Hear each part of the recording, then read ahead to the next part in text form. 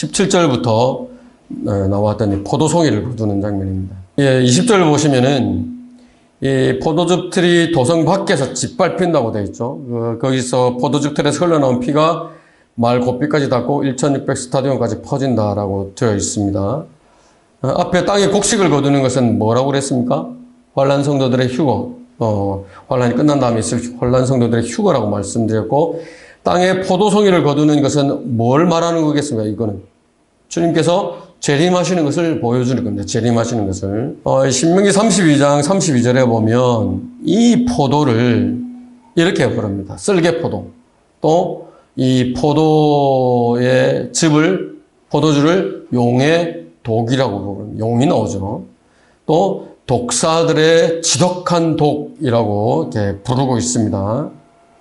이 포도주는 요한계시록 17장 18장에 나오는 큰 바빌론과 관련이 있습니다. 그러면 생각해 보는 거죠.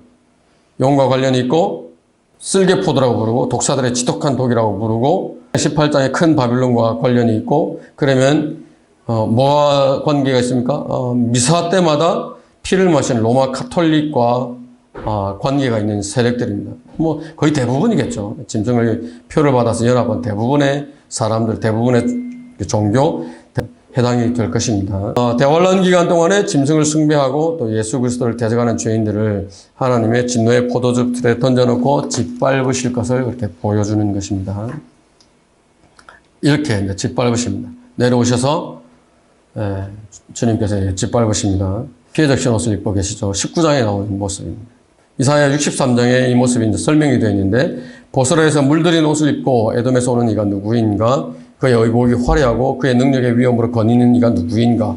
의로 말하는 나니 구원하기에 능력이 있도다. 어찌하여 내 의복이 붉으며 내 옷이 포도즙 틀을 밟는 자와 같은가? 나는 홀로 포도즙 틀을 밟았고 백성 중에 나와 함께한 자가 아무도 없었도다. 나의 분함으로 그들을 밟고 나의 진노함 속에서 그들을 짓밟으리니 그러면 그들의 피가 내 옷에 튀어서 내가 내 의복을 모두 얼룩지게 할 것이라 라고 이사야 63장에 기록되어 있습니다.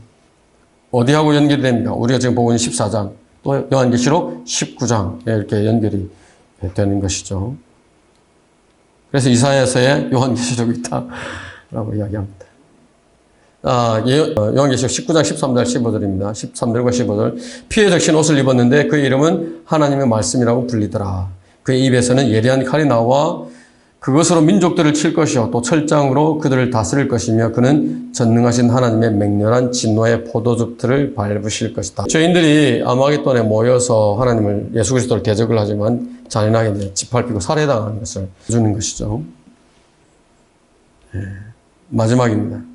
나훔 1장 2절부터 6절에 있는 말씀인데, 하나님은 질투하시며 주는 복수하시는도다. 주는 복수하시며 진노하시고 주는 그의 대적들에게 안갚음을 하시는도다.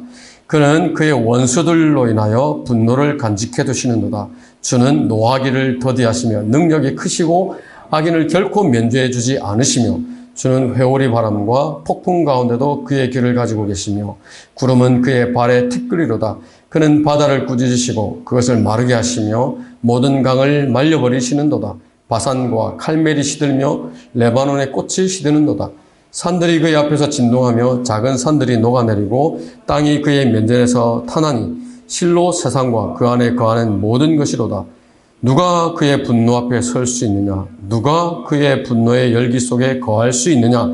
그의 경노함이 불처럼 쏟아지고 바위들이 그에 의하여 던져지는도다 라고 말씀하십니다. 두려운 말씀입니다. 두려운 말씀입니다. 설교를 할 수 없죠. 이것을 믿지 않으면, 하나님의 말씀을 고지고대로 믿지 않으면 이 말씀을 감당하지 못하는 겁니다. 그러니까 교회들이 이런 하나님의 심판에 대해서, 대환란에 대해서 다룰 수가 없는 겁니다. 우리는 알고 있죠. 하나님의 진노는 우리와는 무관합니다. 이 기록되어 있는 이 하나님의 진노들은 대환란 기간 동안에 적그리스도에 편승되어 있는 모든 민족들, 모든 개인들을 향해서 이런 진노가 다시 한번 쏟아 부어질. 금방 나홈에서 보면은 뭐라고 말씀하신가?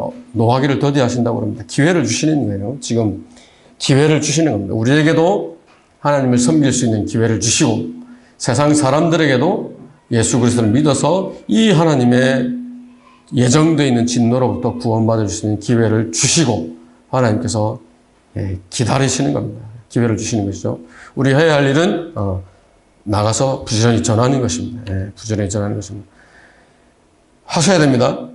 개인적으로든 내가 준비를 해서 복음을 전할 수 있을 때까지 훈련을 하셔야 되고, 지금 그것이 당장 어려우면 전도지라도 가서 주실 수 있어야 됩니다. 그렇게 하셔야 됩니다. 그래야 하나님께서 참고 기다리시는 것이 의미도 있고, 여러분에게 기회를 주시는 것이 의미가 있고, 또 하나님께서 기대하시는 것에 여러분이 부응을 하시는 것입니다.